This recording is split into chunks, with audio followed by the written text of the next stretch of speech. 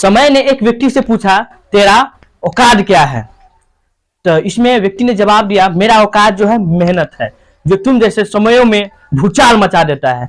तो वही बात है, आप जितना समय को जितना फायदा उठाओगे, जो समय आपको मिला है 10वीं क्लास में पढ़ते हुए या 12th क्लास में, मेहनत कीजिए और अपने आप को टॉप क्लास पर ले जाइए। तो हम पढ़ने वाले हैं अम्ल, भस्म और लवण। तो अम्ल किसे कहते हैं? तो अम्ल जो है वैसा एक पदार्थ होता है जो हाइड्रोजन H+ आयन जो प्रदान करता है। ठीक है, तो अम्ल स्वाद में खट्टा होता है, धातु से अभिक्रिया करके हाइड्रोजन गैस मुक्त करता है।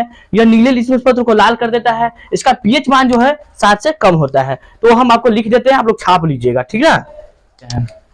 ठीक है, तो लिखेंगे वैसा पदार्थ जो जल में घुलकर हाइड्रोजन आयन H+ देता है। ठीक है, या देती है, H+ आयन देती है, उसे हम लोग क्या कहते हैं? अम्ल कहते हैं। अम्ल कहते हैं। अब देखिए, इसको समझने के लिए अम्ल जो है स्वाद में क्या होता है, इसको एक और डिफिनेशन आप दे सकते हो कि ऐसे कि वैसा पदार्थ जो स्वाद में खट्टा हो, ठीक है, खट्टा हो, जो धातु से अभिक्रिया कर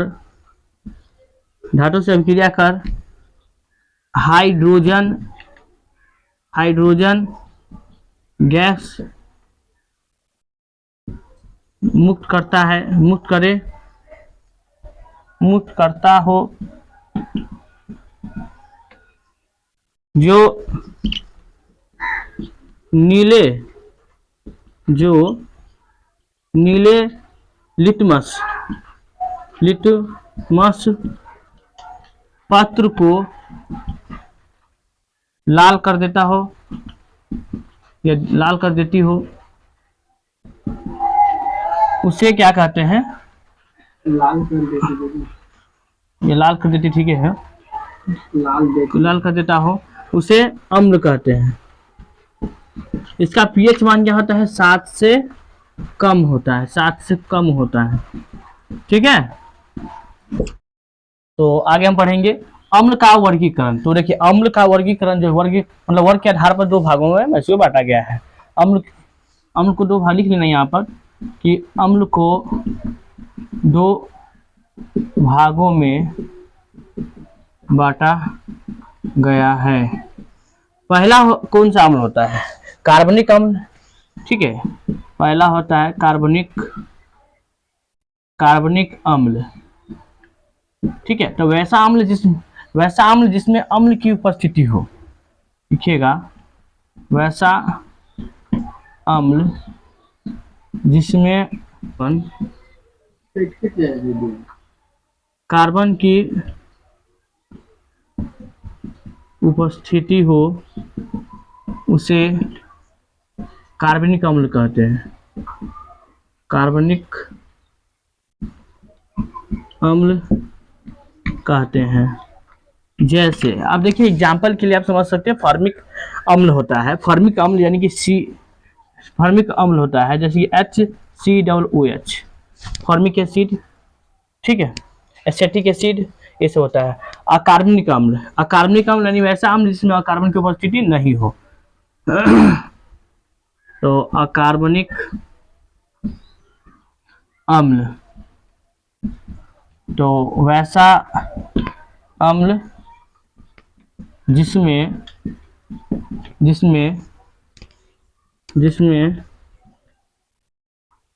कार्बन की उपस्थिति नहीं हो, उसे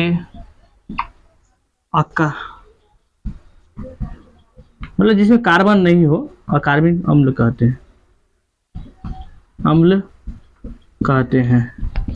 जैसे एग्जाम्पल के लिए आप ले सकते हो HCl हाइड्रोजन क्लोराइड, इसमें कहाँ है, इसमें आपको कार्बन दिखाई दे रहा है, नहीं है, ठीक है। इस प्रकार से ये हैं, कट गया।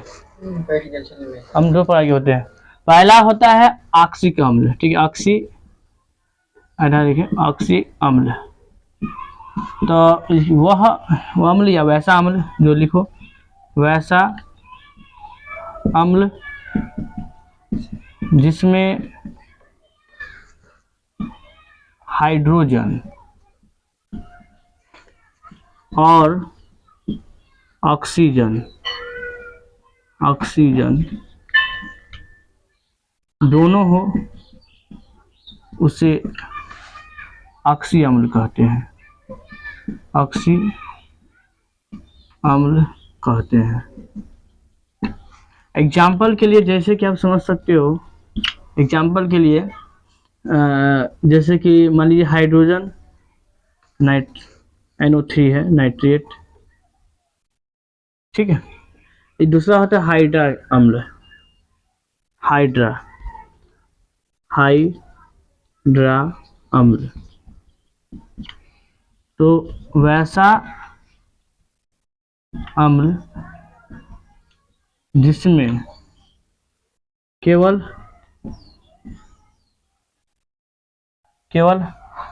हाइड्रोजन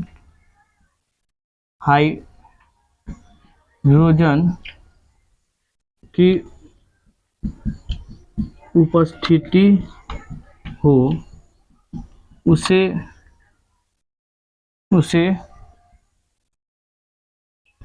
हाइड्रा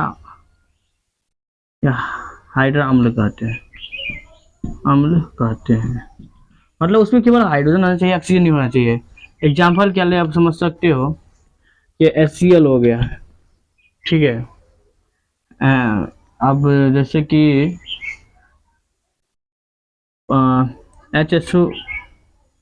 HS2 हो गया, ठीक है, इस प्रकार से। अगला प्रश्न क्या है कि अम्ल के रासायनिक गुण लिखे, ठीक है। तो स्टेप बाय स्टेप हम लिख देते हैं। अम्ल धातु से अभिक्रिया करके लवण तथा हाइड्रोजन गैस मुक्त करता है। दूसरा, अम्ल को धातु के कार्बोनेट या बाइकार्बोनेट से अभिक्रिया करके अम्ल को धातु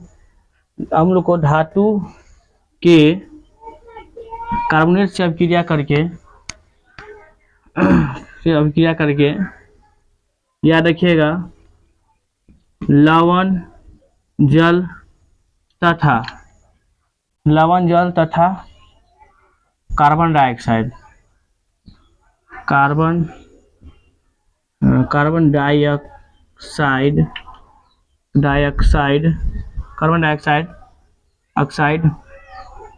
गैस मुक्त करते हैं या मुक्त करता है।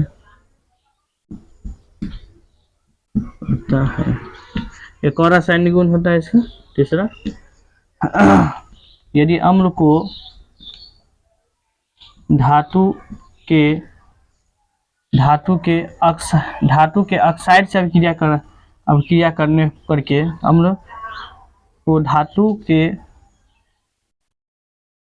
ऑक्साइड से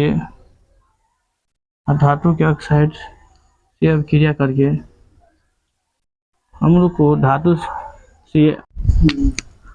धातु के ऑक्साइड से अभिक्रिया कराने पर लवण तथा जल बनाते हैं, जल बनाते हैं। ओके, तो अगला क्वेश्चन पढ़ने जा रहे हैं। अम्ल को जो है कोई पदार्थ दे देकर कैसे पहचानेंगे, जैसे कि संतरा है और नींबू है, तो इसका हम कौन सा अम्ल पाया जाएगा, सिट्रिक अम्ल पाया जाएगा। ओके, टमाटर है तो इसमें कौन सा अम्ल पाया जाएगा, अल्जियलिक अम्ल पाया जाएगा। इमली है, इसमें कौन सा अम्ल पाया जाएगा, टार्ट्रिक अम्ल पाया जाएगा। सिरका है, कौन सा अम्ल पाया जाएगा, तो एसेटिक अम्ल पाया जाएगा। और सेब में मोलिक अम्ल पाया जाएगा। ओके, और इस प्रकार से है दही, दही में लैक्टिक अम्ल पाया जाएगा। चिट्टी का डंक में तो पर्मिक अम्ल पाया जाएगा। और चाय में जो है टैनिक अम्ल पाया जाए। इसी प्रकार से एक और अम्ल जो है याद कर लीजिएगा आप लोग, जो है मधुमक्खी के काटने से इसमें कौन सा डंक पाया जाता है, तो मेट्रोनोइक अम्ल। Okay, bye, take care. तो आगे हम पढ़ने जा रहे हैं भस्म किसे कहते हैं। देखो, भस्म जो होता है ना, खैनी, चूना, ये सब क्या है, टूथपेस्ट, ये सब क्या है, भस्म कहलाती है। देखिए, भस्म किसे कहेंगे, तो वैसा पदार्थ जो जल में घुलकर जो है हाइड्रो ऑक्साइड आयन यदि प्रदान करता है, तो उसे हम लोग क्या कहते हैं, भस्म कहते हैं। भस्म जो है स्वाद में कड़वा होता है, वह लाल लिटमस पत्र को नीला कर देता है। ठीक है, इसका पीएच मान जो है 7 से कम हो 7 से ज्यादा होता है।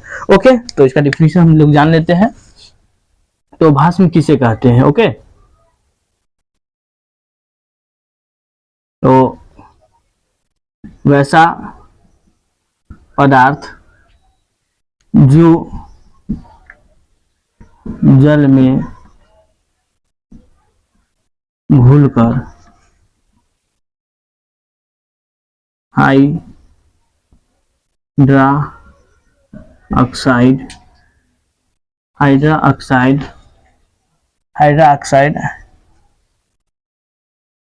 आयन देता है, आयन देती है, लिखो आयन देती है,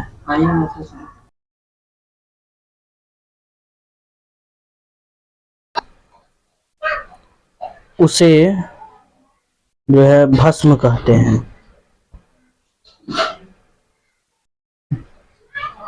तो देखिए, इस कुछ एग्जाम्पल हम जान लेते हैं। उदाहरण के लिए आपको जो है, जैसे कि हो गया पोटेशियम हाइड्रोक्साइड और पोटेशियम हाइड्रोक्साइड, सोडियम हाइड्रोक्साइड, इस प्रकार से जो हम लिख सकते हैं। तो एग्जाम्पल हम जो है लिख देते हैं, सोडियम या N2 नाइट्रोजन है। ठीक है, अब अगला टॉपिक पे चलते हैं। ओके, नेक्स्ट टॉपिक क्या है उस पर ध्यान देंगे। इसमें आपको जो है क्षार किसे कहते हैं, तो उससे पहले उदाहरण सोडियम हाइड्रोक्साइड होगा। ओके, अब हम जो है भस्म का गुण जान लेते हैं। तो वैसा पदार्थ जो स्वाद में जो है कड़वा होता है, स्वाद में कड़वा होता है,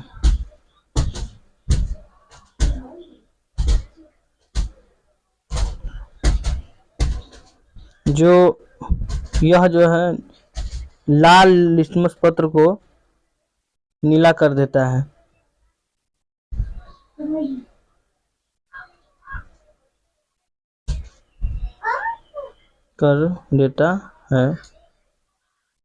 इसमें इसका यह पीएच मान जो है 7 से अधिक होता है। इसका पीएच मान 7 से अधिक होता है,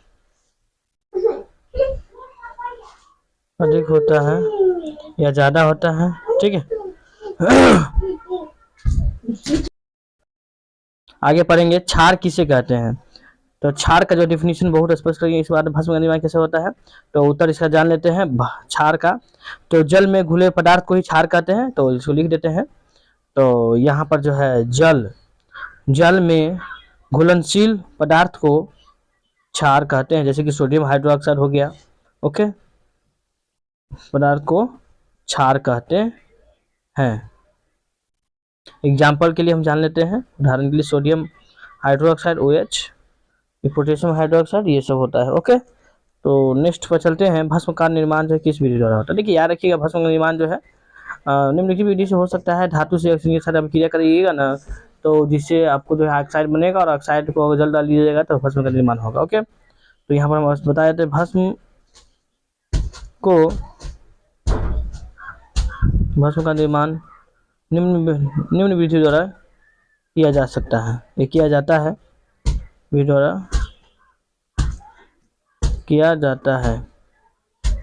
ओके, तो पहले हम लोग जान लेते हैं, जब धातु और ऑक्सीजन के साथ अभिक्रिया कराया जाता है, ऑक्सीजन की अभिक्रिया, अगर दोनों का हम पहले टॉपिक लिख दिए हैं, देख दे दीजिएगा, फिर आप लोग जो है इसके कारण मैं दोबारा से यहाँ पर मिटा कर लिख देता हूँ आपको। ओके, तो आगे देखिए, इसको आप हटा दीजिए। ऑक्सीजन की अभिक्रिया कराने पर धातु ऑक्साइड के निर्माण, धातु ऑक्साइड बनाते हैं, ऑक्साइड बनाते हैं, धातु ऑक्साइड बनाते हैं। ओके, धातु ऑक्साइड बनाते हैं और धातु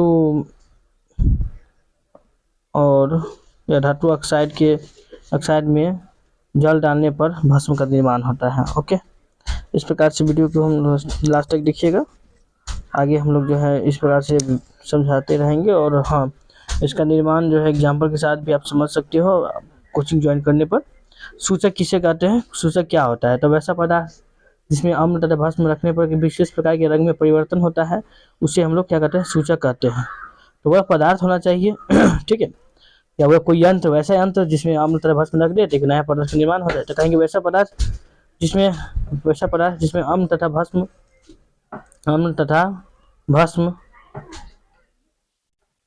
रखने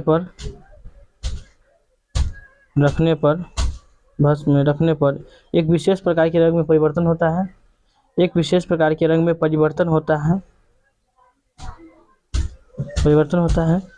उसे सूचक कहते हैं। ये दो प्रकार का होता है, ठीक है, परिवर्तन होता है उसे सूचक कहते हैं। ये दो प्रकार के होते हैं, प्राकृतिक सूचक और मानवीय सूचक। देखो, हल्दी जो होता है, हल्दी सुने हो आप लोग, वो प्राकृतिक सूचक है। मीथेन हो गया, इथेन हो गया, ये सब कौन हो गया, मीथेन सब हो गया। ये आपको जो होता है मानव द्वारा निर्मित है, हो गया, मानवीय सूचक हो गया। अगला टॉपिक हम लोग पढ़ेंगे, गंधीय सूचक किसे कहते हैं, गंधीय सूचक क्या होता है। ओके, तो गंधीय सूचक के बारे में विस्तार से हम लोग जानेंगे। तो देखो, किसी भी वैसा सूचक जिसमें गंध परिवर्तन होने की सूचना मिलती है, गंध परिवर्तन होने की सूचना मिलती है, उसे गंधीय सूचक कहते हैं। ओके, वीडियो को लास्ट तक जरूर देखिएगा और वीडियो में बने रहिएगा, ठीक है ना। उसे क्या कहते हैं, गंधीय सूचक कहते हैं। ओके, तो मिलते हैं नेक्स्ट वीडियो में। तो अगला है लवण किसे कहते हैं, ठीक है। तो लवण कहेंगे कि वैसी अभिक्रिया जिसमें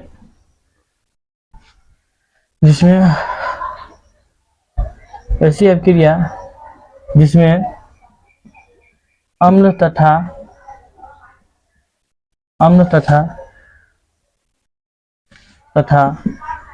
भस्म के फलस्वरूप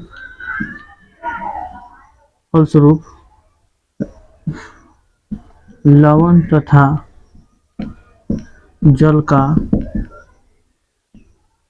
निर्माण होता है, उसे लवण कहते हैं, ठीक है। अब देखिए, लवण जो है नामकरण के अनुसार दो प्रकार के होते हैं, एक होता है अम्लीय लवण और दूसरा, तो लवण का नामकरण के अनुसार दो प्रकार के होता है, एक होता है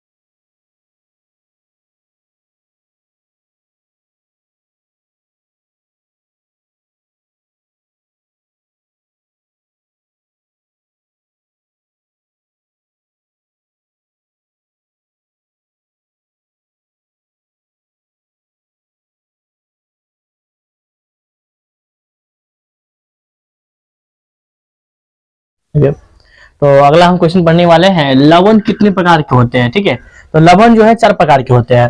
पहला सामान्य लवण, अम्लीय लवण, भस्मीय लवण और मिश्रित लवण। अम्लीय लवण किसे कहते हैं? तो वैसा लवण जिसमें अम्ल तथा भस्म पूर्णतः उदासीन होते हैं, उसे सामान्य लवण कहते हैं। ठीक है, अम्लीय लवण वैसे लवण जिसमें अम्ल अपूर्णतः उदासीन होते हैं, उसे अम्लीय लवण कहते हैं। भस्मीय लवण वैसा लवण जिसमें भस्म जो है अपूर्णतः उदासीन होते हैं, उसे भस्मीय लवण कहते हैं। इसका अगला है मिश्रित लवण। तो वैसा लवण जिसमें अम्ल तथा भस्म अपूर्णतः उदासीन होते हैं, उसे मिश्रित लवण कहते हैं। ओके, तो वैसे भी हम टोटल का डिफिनेशन हम दे चुके हैं।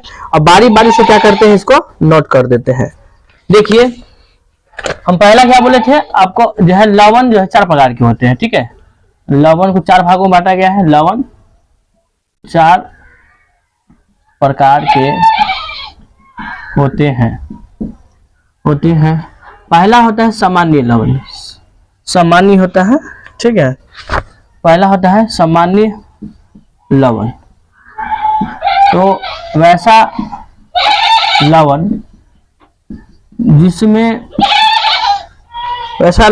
जिसमें अम्ल और भस्म पूर्णतः उदासीन होते हैं। पूर्णतः क्या होते हैं? उदासीन होते हैं, उसे सामान्य लवण कहते हैं। सामान्य लवण कहते हैं। और आसान डिफिनीशन है, इसको रटिंग कोई आवश्यकता है नहीं है। मतलब वह लवण रहना चाहिए जिसमें अम्ल और भस्म पूर्णतः से घुल जाए, मतलब पूर्णतः उदासीन सादा रहे, उसे सामान्य लवण कहते हैं। एग्जाम्पल के लिए उदाहरण लिख देता हूँ यहाँ पर। उदाहरण के लिए लिख लीजिएगा, जैसे कि हो गया सोडियम क्लोराइड। ठीक है, सोडियम क्लोराइड के बाद लिखिए पोटेशियम क्लोराइड, कैल्शियम सल्फेट। ठीक है, इस प्रकार से। हम दूसरा हम पढ़ेंगे इसमें अम्लीय लवण। अम्लीय लवण। तो देखिए, इसमें अम्ल ही रहेगा लेकिन अपूर्णतः उदासीन रहेगा। उसमें अम्ल जो है ना उदासीन नहीं होगा। ये डिफिनेशन आपको बोल देना है। वैसा लवण जिसमें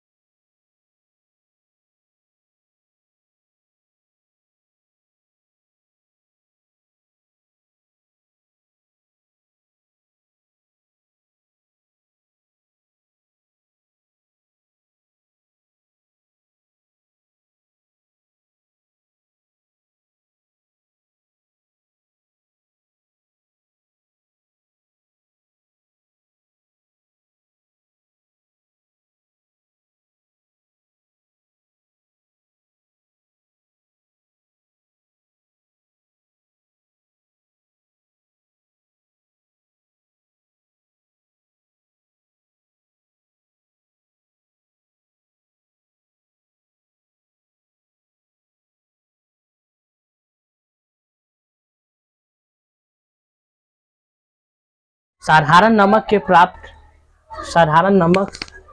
से प्राप्त करने का कितने स्रोत हैं? साधारण नमक के प्राप्त करने का जो है वो आपको मुख्य रूप से 2 स्रोत हैं। ठीक है, साधारण नमक के अब देखिए साधारण नमक के मुख्य 2 स्रोत कौन कौन है। पहला एक समुद्री होता है, एक होता है रॉक साल्ट, जो मतलब समुद्र के जल से भी समर्थी नमक को प्राप्त किया जा सकता है, और रॉक साल्ट यानी कि पहाड़ी एरिया पर पर्वतीय क्षेत्र से भी हम लोग क्या कर सकते हैं, रॉक साल्ट को हम नमक को प्राप्त किया जाता है। पहले हम लोग पढ़ेंगे समुद्र जल से कैसे नमक प्राप्त करेंगे। दूसरा होता है रॉक साल्ट। ठीक है, रॉक साल्ट कहते हैं इसको, ऐसे समझो रॉक साल्ट नहीं। ठीक है, तो रॉक एक पहाड़ का नाम है। ओके, तो व्यापारी विधि क्या होता है, मतलब व्यापारिक विधि से हम लोग जल नमक को कैसे प्राप्त करेंगे। तो देखिए व्यापारिक विधि में क्या होता है, समुद्र के जो जल होते हैं, समुद्र के जल में अनेक प्रकार के क्या होते हैं, नमक जो है या लवण घुले होते हैं। इस जल को तालाबों में भरकर सूर्य के प्रकाश के उपस्थिति में वाष्पीकरण कराया जाता है।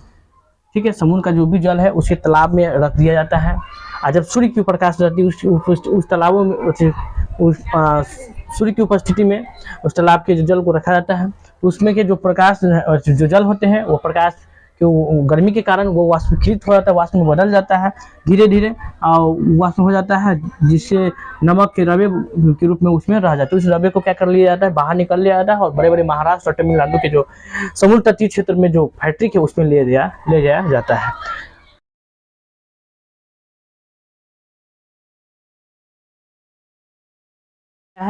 प्रयोगशाला में बनाने की विधि। देखिए प्रयोगशाला में जो है नमक को किस प्रकार से बनाया जाता है। तो प्रयोगशाला में साधारण नमक बनाने के लिए जब सोडियम हाइड्रोक्साइड यानी कि NaOH को हाइड्रोक्लोरिक अम्ल के साथ यदि अभिक्रिया कराई जाती है तो नमक प्राप्त होते हैं। ओके, तो नेक्स्ट हम पढ़ने जा रहे हैं रॉक साल्ट। किस प्रकार से जो है रॉक साल्ट से नमक प्राप्त करते हैं, कहाँ पाया जाता है रॉक साल्ट में नमक। ओके, तो आगे हम समझेंगे रॉक साल्ट। ठीक है, समुद्री जो साल्ट हम समुद्र के जल से किस प्रकार से नमक प्राप्त करते हैं तो समझ गया। अब रॉक साल्ट क्या होता है, उस प्रकार की वह भी एक प्रकार की नमक है, लेकिन रॉक साल्ट का दूसरा नाम जो है सेंधा नमक कहते हैं उसे, सेंधा नमक। यह जो नमक है एक प्रकार का खनिज है जिसे आप लोग इलाइट, ठीक है, हलाइट कहते हैं इसको, तो एक बार देख लीजिएगा। ओके, इसे हेलाइट कहते हैं। ठीक है, याद रखिएगा, यह नमक एक प्रकार का खनिज है जिसे हेलाइट भी कहा जाता है। यह जमीन के अंदर खदानों से निकाले जाते हैं जो स्थलीय सागरों को सुखाने से बनती है। यह छोटे छोटे रवे लिखा हुआ है, ठीक है, रवे के रूप में प्राप्त होता है। यह जो है Canada, USA, United state America और पाकिस्तान के खेबरा नामक क्षेत्र से प्राप्त होता है। बहुत बड़ा भंडार है जो कहाँ गया, पाकिस्तान की खेबरा नामक स्थान पर। वहाँ पर पाकिस्तानी जो है गरीब किस प्रकार से है, नंगों का देश है। ठीक है, चलिए आगे हम पढ़ते हैं नमक क्या है। तो नेक्स्ट हम पढ़ने जा रहे हैं वो आयोडीन नमक क्या होता है। तो आयोडीन युक्त नमक एक हमारे शरीर के लिए अति आवश्यक है। इन नमक के कारण बहुत प्रकार की बीमारी होती रहती है, क्योंकि इसके कमी से थायराइड से संबंधित बीमारियां होती है, जैसे कि हो गया घेगा इत्यादि। इसका निर्माण अगर हम आयोडीन बनाना चाहते हैं खुद स्वयं, तो साधारण नमक में यदि आप पोटेशियम आयोडाइड अगर मिला दीजिएगा तो आपको आयोडीन का नमक का निर्माण अवश्य हो जाएगा। ओके, तो मिलते हैं आगे।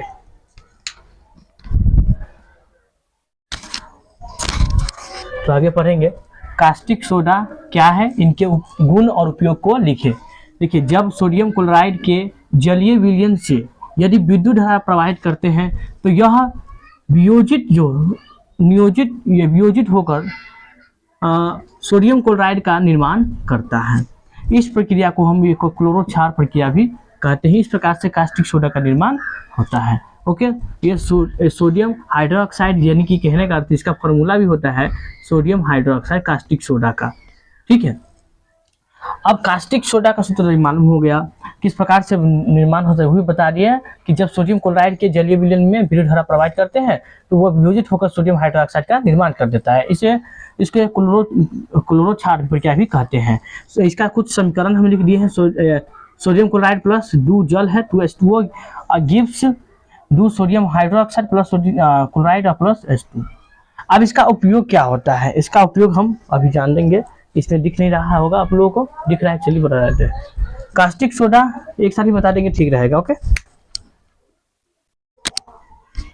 चलिए तो आगे हम पढ़ेंगे कि कास्टिक सोडा के गुण क्या होता है। कास्टिक सोडा जो है एक सफेद रवेदार ठोस पदार्थ होता है, ठीक है। यह अम्ल से अभिक्रिया करके लवण तथा जल बनाते हैं। यह जल में घुलनशील होते हैं, हमेशा याद रखिएगा कास्टिक सोडा जल में घुलनशील होता है। कास्टिक सोडा का उपयोग क्या कहाँ करते हैं, तो साबुन बनाने में इसका उपयोग करते हैं, कागज के निर्माण में करते हैं, तेल के शोधन में करते हैं, व्यंजक बनाने में करते हैं। ओके, आगे चलते हैं। क्वेश्चन है कि धोने का सोडा कैसे बनाया जाता है, इसके गुण और उपयोग को लिखना है, ठीक है। तो हम लोग जो है इसे ट्राई किए प्रयोगशाला में कास्टिक सोडा और तथा CO2 यानी कार्बन डाइऑक्साइड, यह जो है यानी कि सोडियम हाइड्रोक्साइड और कार्बन डाइऑक्साइड को एक अगर अभिक्रिया कराया जाता है तो धावन सोडा, यानी इसी का नाम धोने का सोडा का धावन सोडा धोबिया सोडा भी कहते हैं। धोबिया सोडा का जो है प्राप्त होता है या निर्माण होता है। इसका सूत्र होता है सोडियम कार्बोनेट, यहाँ पर लिखा हुआ है डेका हाइड्रेट कहते हैं इसको, ठीक है, यानी Na2CO3 10H2O 10 को जल। और रासायनिक जो इसका रासायनिक नाम हम लिख दिए हैं, ओके, आप लोग पढ़ लीजिएगा, सोडियम कार्बोनेट डेका हाइड्रेट कहते हैं इसको। इसका जो है गुण क्या क्या होता है, इसका रासायनिक गुण, इनके रासायनिक गुण, यह श्वेत क्रिस्टलीय ठोस पदार्थ है, यह जल में घुलनशील होते हैं, ठीक है। इसका उपयोग क्या होता है, इसका उपयोग कहाँ हम लोग करते हैं, तो इसका उपयोग जो है आपको याद रखिएगा, वस्तु को धोने में किया जाता है, जल की कठोरता को दूर करने में किया जाता है, ओके, कागज के कांच के उद्योग में किया जाता है, कागज या कांच के उद्योग जो होता है फैक्ट्री होता है उसमें किया जाता है। प्रयोगशाला में अभिकर्मक के रूप में इसका प्रयोग किया जाता है। इस प्रकार से जो है बिल्कुल बढ़िया से एग्जाम के व्यू से बहुत इंपॉर्टेंट है, याद कर लीजिएगा। आगे नेक्स्ट पर चलते हैं, बेकिंग सोडा क्या है। बेकिंग सोडा या खाने का सोडा कैसे बनाया जाता है, इसका उपयोग और गुण को लिखना है, ठीक है। तो देखिए यह जो है अमोनिया से यदि संतृप्त हाइड्रोक्लोराइड के जलीय घोल में यदि कार्बन डाइऑक्साइड गैस प्रवाहित किया जाता है तो बेकिंग सोडा का जो है निर्माण होता है। या सोडियम क्लोराइड की जलीय घोल में कार्बन डाइऑक्साइड गैस यदि प्रवाहित होता है तो भी जो है बेकिंग सोडा का जो है निर्माण होता है। इसका जो अब समीकरण होता है, ये ammonia NH3 plus sodium chloride जल है, ये carbon dioxide gives NH4Cl plus sodium, ये HAO6 बनता है, ओके। तो इसका जो गुण क्या होता है, यहाँ गुण देख लीजिए, यह जो सफेद रवेदार ठोस पदार्थ है, यह जल में क्षारीय विलयन बनाता है। इसे गर्म करने पर कार्बन डाइऑक्साइड गैस मुक्त कराती है। इसका उपयोग अब क्या होता है, इसका उपयोग सबसे पहले हम लोग बेकिंग पाउडर के उपयोग में करते हैं। जो आप लोग स्पंज जो हो गया, यह जो है स्पंज जैसे कि आप लोग अच्छी खाते हैं और क्या कहते हैं पाव रोटी, उसमें उपयोग भी होता है इसका बेकिंग सोडा का। इसका प्रयोग जो है रसोई घर के तथा अग्निशामक यंत्र होता है उसमें भी इसका प्रयोग किया जाता है, ओके।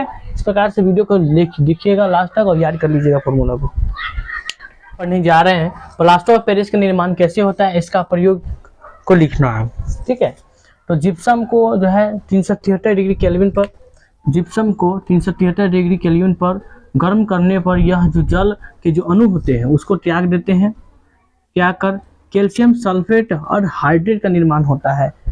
इसे हम लोग क्या कहते हैं, प्लास्टर ऑफ पेरिस कहते हैं। यानी कि यह जो है कैल्शियम सल्फेट जो है ये क्या है, प्लास्टर ऑफ पेरिस है। तो जिप्सम को कितना डिग्री टेम्परेचर पर गर्म करने पर, 373 डिग्री टेम्परेचर पर गर्म करने पर जल के अणु जो को त्याग देते हैं और कैल्शियम हाइड्रेट का निर्माण करते हैं, ठीक है। और ये इससे प्लास्टर ऑफ पेरिस का निर्माण होता है।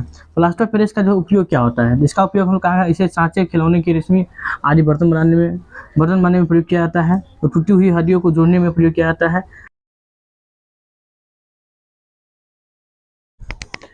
तो हेलो माय डियर, अभी पढ़ने जा रहे हैं आगे ब्लीचिंग पाउडर या व्यंजक चूर्ण क्या होता है, इसका रासायनिक नाम, सूत्र और उपयोग भी लिखना है, ओके।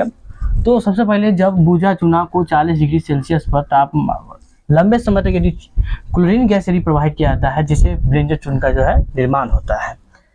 तो आपको मालूम चल गया कि कैसे जो है व्यंजक चूर्ण का निर्माण होता है। तो जो भी भुजा हुआ चूना होता है मार्केट से जो आप लेते हो CaOCl जो होता है CaO, वो जो आप लाते हो उसमें अगर 40 डिग्री गर्मी पर सेल्सियस पर यदि उसको क्लोरीन गैस प्रोवाइड किया जाता है जिससे आपको ब्रिंजल का निर्माण होगा, जिसका नाम क्या है, कैल्शियम ऑक्सीक्लोराइड रहता है, CaCl का निर्माण होता है। इसका रासायनिक समीकरण यहाँ पर लिखा हुआ है, आप लोग पढ़ लीजिएगा। कैल्शियम हाइड्रोक्साइड क्लोराइड, और ये जो है 40 डिग्री सेल्सियस पर जो है क्लोरीन गैस प्रोवाइड होता है, तो कैल्शियम ऑक्सीक्लोराइड का निर्माण होता है। ये जो जल है अलग हो जाता है, H2O। और इसमें इसका उपयोग क्या क्या होता है, इसका उपयोग जो है कागज एवं कपड़ों को व्यंजन करने में होता है, कीटनाशक के रूप में होता है, क्लोरोफॉर्म को बनाने में होता है। ओके, याद कर लीजिएगा भाई, टेक केयर।